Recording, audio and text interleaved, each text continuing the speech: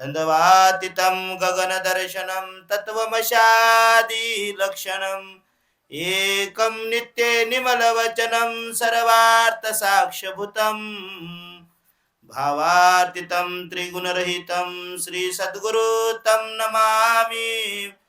ध्यानमूलं गुरुमूर्ति पूजामूलं गुरुपदम् मंत्रमूलं गुरुवाक्ये मोक्षमूलं गुरुकृपा। श्री गुरुदेव सद्गुरु महाराज की जय। आनंदाय नमो नमः, श्री दत्तात्रेयाय नमो नमः, शहादत्ताय नमो नमः, निर्विकाराय नमो नमः। जय जय सद्गुरु कर्मनाशका, जय जय सद्गुरु काम छेदका, जय जय सद्गुरु कीर्ति वरदायका, निज स्वरूपा जगत ज्योती। सद्गुरु महाराज की जय। प्रथमतः अनंत कोटी ब्रह्मांड नायक अविनाश स्वरूप या स्वरूपाला नमस्कार करून उपस्थित व्यासपीठावरील वैराग्यवंत ज्ञानवंत परत शास्त्राचे महान अभ्यासक तसेच ज्ञानार्जन करण्यासाठी आलेली सर्व परिसरातील माता पिता भाविक भक्तजन तसेच या कार्यक्रमाचं संयोजक नियोजन संचलन ज्यांनी केलंय या सर्वांना साष्टांग नमस्कार करून आज निजात्मबोध ग्रंथ यातील 9वा अध्याय या 9व्या अध्यायाच्या सुरुवातीला प्रारंभ करण्यापूर्वी थोडस मंडळी समोर या, मंडळी थोडं अलीकडे या.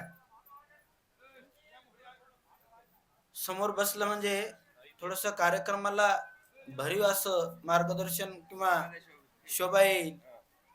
आपल्याला लग्नाच्या कार्यक्रमाला गेल्यानं वाटायला.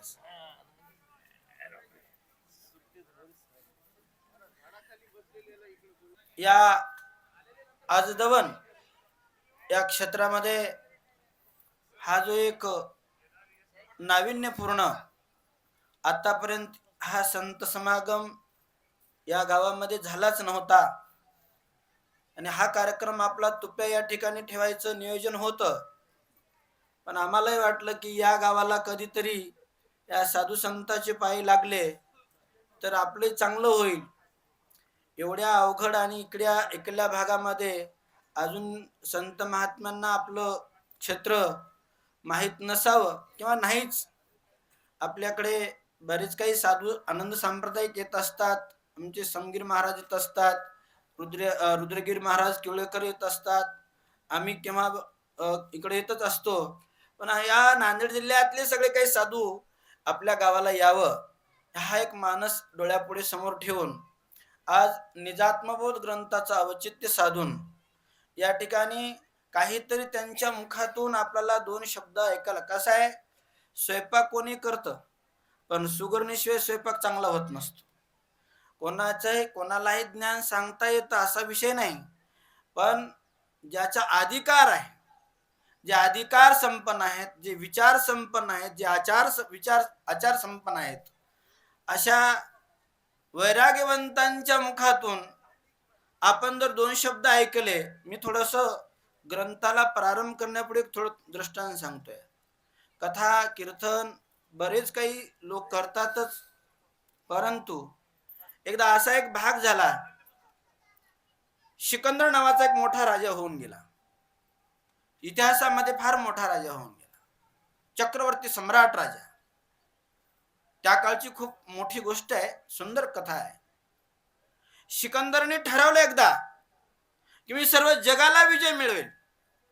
त्यासाठी आपल्या वडिलांचा आशीर्वाद आवश्यक आहे. म्हणून वडिलांकडे जाऊन आशीर्वाद घेत असताना वडिलांनी विचारलं, कुठं? पिताश्री, मी आज सर्व जगाला विजय मिळवायला चाललोय, तुमच्या आशीर्वादाची गरज आहे. तेव्हा वडील म्हणाले, बाळ काय अडचण आहे, तू महान सामर्थ्यवंत आहे, शूरवीर आहेस, मला तुझ्यासारख्या पुत्राचा गर्व आहे, खूप मोठी गोष्ट आहे.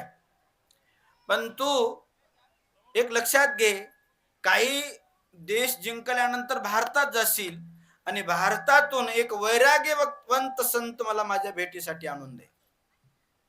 सिकंदरला वाटलं हे मोठी कोणती गोष्ट आहे, जो जगावरच विजय मिळवायला निघालाय, तर एक वैरागी संत आणायला कोणती मोठी गोष्ट आहे. तेव्हा तो सिकंदर आशीर्वचन घेऊन निघाला. म्हणले, पिताश्री मी तुम्ही मानलेला आणून देईल, शक्य 100% आणून देईल. सिकंदर युद्ध करत करत निघाला आणि निघाल्याच्या नंतर काही भारताचा भागही जिंकला. आणि तिथल्या लोकांना विचारलं, म्हणले इथं वैराग्ययुक्त संत कुठं राहतात. तर त्या लोकांनी एकाच वाक्यामध्ये उत्तर दिलं, नो ड्रेस नो अड्रेस. त्याने काय सांगितलं, त्यांना ड्रेस नसतो आणि कुठं राहतात ऍड्रेस नसतोच. मग त्यांना ओळखायचं कसं? करतलू भिक्षा तरतलू छाया. हातामध्ये भिक्षा मागतात, हातात असेल ते खातात, कोणत्याही महाकाय वृक्षाच्या ठिकाणी त्यांचा मुक्काम असतो. एवढं सांगितल्यानंतर तो महाकाय जंगलामध्ये गेला. जंगलामध्ये शोध करत असताना एका महावृक्षाच्या खाली एक वैरागी संत विवस्त्र स्वरूपामध्ये, जठा अशा लांब गेलेल्या, डोळे अगदी खोल गेलेले, तेजपुंज असलेली कांती, ज्याची वल्कली असणारी परधानी अस्त्र असलेलं, वस्त्र असलेलं, त्यावर बसलेला ध्यानस्थ असलेला संत वैराग्यवंत दिसला. आणि तो सिकंदर घोड्याच्या खाली उतरला आणि सांगितलं, महाराज मी तुम्हाला न्यायला आलोय, चला लवकर. त्यांनी म्हणले, राजा अरे ज्याचं येणं जाणं बंद झाले त्याला कुठं नेऊन काय करणार आहेस? मुकाट्यानं बसतोस का तुझी मान छाटून टाकून देईल म्हणला. ते म्हणले, जे अगोदरच मरून गेले त्याला मारून तरी नेमकं काय करणार आहेस? दोन उत्तर वेगळी भेटल्यानंतर सिकंदर म्हणला, नाही माझ्या वडिलांना बोलवलंय त्यासाठी तुला न्यायला आलोय. राजाच होता तो. त्याने सांगितलं, मी यायला तयार आहे, पण माझे 2 प्रश्न आहेत. त्या 2 प्रश्नाचं उत्तर जर तुझे वडील देत असतील तर मी तुझ्या वडिलांना भेटण्यासाठी येईल. तेव्हा कोणते प्रश्न आहेत? राजा, जगामध्ये विजयी कोण आणि जगामध्ये सुखी कोण? या 2 प्रश्नाची उत्तर विचारून ये, नंतर मी तुझ्याकडे येईल, तुझ्या वडिलांना भेटण्यासाठी येईल. तेव्हा सिकंदर घोड्यावर स्वार झाला. 10-15 दिवस लागले जाण्यासाठी. तिथे गेल्या गेल्या वडिलांनी आपल्या मुलाला बघितलं आणि विचारलं, बाळ मी जे वस्तू मागितली होती ती आणलायस? म्हणलो, आणायला गेलो होतो. पण त्यांनी 2 प्रश्न विचारलेत. म्हणले, कोणते? जगामध्ये विजयी कोण आणि जगामध्ये सुखी कोण? एवढं प्रश्न ऐकल्याबरोबर वडिलांनी ताबडतोब उत्तर देऊन टाकलं, जगामध्ये विजयी संतच आणि जगामध्ये सुखी संतच. एवढे 2 प्रश्नाचं उत्तर एकच आल्यावर सिकंदरने डोक्यावरचा मुकुट खाली ठेवला, हातातली तलवार बाजूला ठेवली. सांगा बाबा, मी एवढे जग जिंकले, मी विजय नाही? मी ऐश्वर्य संपन्न असून मी सुखी नाही? तर तेव्हा ते सिकंदरचे वडील म्हणाले, बाळ लोकांचा जीव घेऊन, लोकांचे संसार उद्ध्वस्त करून, लोकाला रानवून पळवून कधी राजा कोणी जिवंत विजय होऊ शकत नाही. आणि दुसरे उदाहरण सांगतो, तुला सांगतो, ज्याची 5 कर्मेंद्रिय, 5 ज्ञानेंद्रिय, 11वं मन याच्यावर विजय मिळवता आला नाही, त्याला जगातला कुठलाही विजय मिळवता येत नाही राजा. म्हणल्यावर सिकंदरने सांगितलं, बाबा मी एवढं जे काही जग जिंकलंय, एवढे लोक मारलेत, मला याच्या पूर्वी का सांगितलं नाही? त्यावर वडिलांनी खूप उत्तर चांगलं दिलं, बाळ मी तुला याच्या पूर्वी सांगितलं होतं, सांगतच होतो, पण ज्या वेळेस मी सांगितलं असलं तर तू मला जिवंत ठेवला नसतास का? तू 1 क्षण का होईना, 1 मिनिट का होईना, 15 मिनिटं का होईना, त्या संताच्या संगतीमध्ये तू जाऊन आलास, त्या संताच्या अंगाचं वारं तुला लागलंय, म्हणून तुला मी आज सांगण्याच्या योग्यतेचा आहे. याचं कारण आहे, वैराग्य संतांचं शब्द तर सोडाच, पण त्याच्या चरणाचा स्पर्श जरी झाला तर जीवाचा उद्धार होत असतो. तुमचं आमचं परम भाग्य आहे. आज तेच योगायोगानं न कुठलाच हे करता शास्त्रातला अध्याय 9 वैराग्याचं वर्णन या ठिकाणी आम्हाला वर्णनासाठी आलेला आहे. आणि त्या ग्रंथाला त्या अध्यायाला सुरुवात करत असताना कवी करते भगवंताचं स्तवन चिंतन करत असताना, देवा तू मायेचा नियंता आहेस, सर्व जगाचा सूत्रधारी आहेस, किंवा काम नावाचा जो वस्तू आहे ना, काम, कोणते काम? जे पंच विषय आहेत, हे काम जे आहे ते भगवंताच्या कृपेशिवाय कोणी निवारण करू शकत नाही.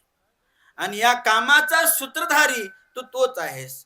आणि ते काम इतका अवघड आहे. मम कामाचे निघाय, भगवान परमात्मा सांगतात, मम कामाचे निघाये ब्रह्मा कन्येशी भोगो पाहे, पाराशरे केले काय भोगले दिवा दुर्गंधा. तुमच्या आमच्या सामान्य व्यक्तीचा जीवाचा विषय सोडून द्या, काम एवढा प्रबळ आहे, आढळ आहे, तो ब्रह्मादिक लोकांना सुद्धा आढळ आहे. ज्यांनी सूर्याला आज्ञा द्यावी, सूर्या तू थांब म्हणल्याबरोबर सूर्य थांबावा, वायूला आज्ञा द्यावी, वायू थांबावा, पंचभूत ज्याच्या हातात आहेत, ज्याच्या अधिकार संपन्न आहेत, अधिकारात आहेत, त्या लोकांना सुद्धा कामाने जर्जर केले. नव्हे नारदादिक लोक, इंद्रादिक लोक, या सुद्धा लोकांनी कामाला असणार त्या कामाने चर्चा केले. तर देवाला कवी करते सांगतात, तू कामाचा छेदक आहेस, काम तुझ्यावरूनच, तुझ्या कृपेनेच त्याला विजय मिळवता येतो, असा तू असणारा कीर्तीचा वरदायक आहेस, सुस्वरूपाची असणार त्या ठिकाणी जागृत ज्योत आहेस, असं कवी करते भगवंताचं स्तवन चिंतन करतात. चला पुढे. जय जय सद्गुरु केवळ रूपा, जय जय सद्गुरु कैवल्य दीपा, जय जय सद्गुरु कोमल स्वरूपा, कुमार अवस्था ज्ञान सूर्या. त्या ठिकाणी सद्गुरूचं वर्णन करतात. सत, चित आणि आनंद.